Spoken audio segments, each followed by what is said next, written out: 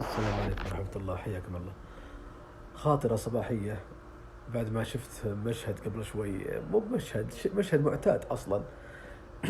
وهو مشهد خطأ. الناس متعودين، كثير من الناس متعودين على هذا الشيء، لكنه خطأ. ما مو كل شيء يعني يسوونه الناس صحيح، حتى لو انهم متعودين عليه، حتى لو كثيرين اللي يسوون هذا الشيء. قبل شوي كنت في محل فطور أفطر. آه، شفت لي يعني اللي موجودين في نفس المحل، تقريبا اثنين غيري أنا، يعني منشغلين عن فطورهم بالجوال. يعني جالس يفطر وعينه على الجوال، يقلب يقلب في المقاطع ومتشتت. يعني ما هو يم فطور واحيانا يترك الفطور يبرد، واذا كانت قهوه واذا كان في كافي يتركه ويركز ويصور ولا مثلا اذا كان مثلا فطور او محل يتعشى او يتغدى، يركز في المقاطع وذا، ويمكن يغفل عن اكله ويبرد، او يروح الوقت عليه بسبب هالجوال، هالشاشة الساحرة ذي اللي خذت عقولنا.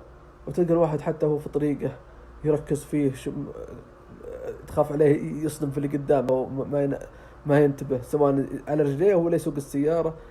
أخذ قلوبنا هالجوال. أنا أقول يعني جت في بالي خاطرة، قلت خلني أوصلها في هالسنابات. يعني تخيل أنت مثلا، وبرضو الشيء اللي دائما الناس تتكلم عنه اللي هو انه في المجالس تلقى الواحد زاير له ناس مجموعة كذا في المجلس، وكل واحد على جواله. منظر أقبح منه ما فيه، وأغبى منه هذا المنظر ما فيه.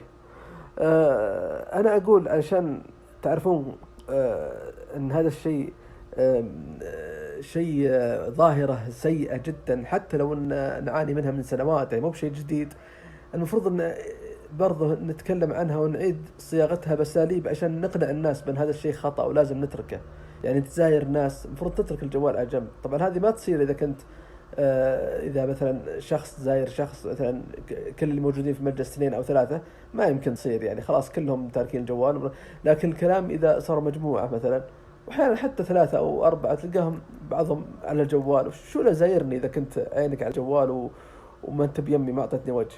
وأقبح منها وأشنع منها اللي يجلس عند والديه ويجي يجلس على الجوال. عاد هذا سلم لي على بره بوالديه واهتمامه بوالديه، حتى لو ادعى ذلك.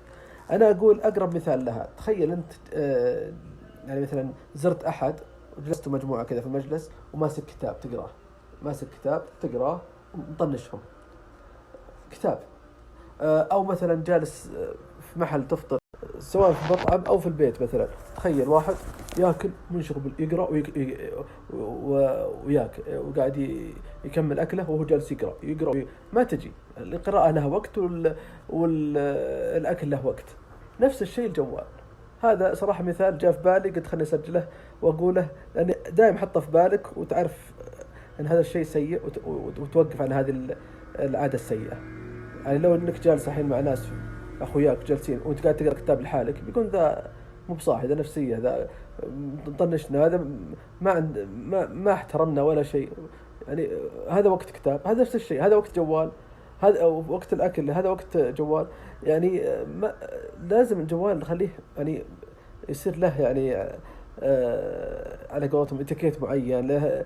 مو بطول الوقت يشغلك ويشتتك حتى عن اكلك، يشتتك حتى عن اخوياك وحتى عن والديك. خلاص مو بطول الوقت عليه. والله احيانا، يعني مو احيانا، احيانا نحس نمل منه، ودنا نخليه في البيت، نطلع ونخليه نحس اننا مرتاحين. تحس انك الجوال ذا مقيدك، اذا تركته تحس انك انعتكت. دائما حط هالقاعده قدام عيونك، ودائما حطها في بالك. الجوال والكتاب ترى نفس الشيء. إذا صار قبيح إنك يعني تقرأ كتاب في وقت غلط وفي مكان غلط، نفس الشيء الجوال. انشروها لعل أحد ينتبه لهذا الخطأ السيء وإن كان منتشر.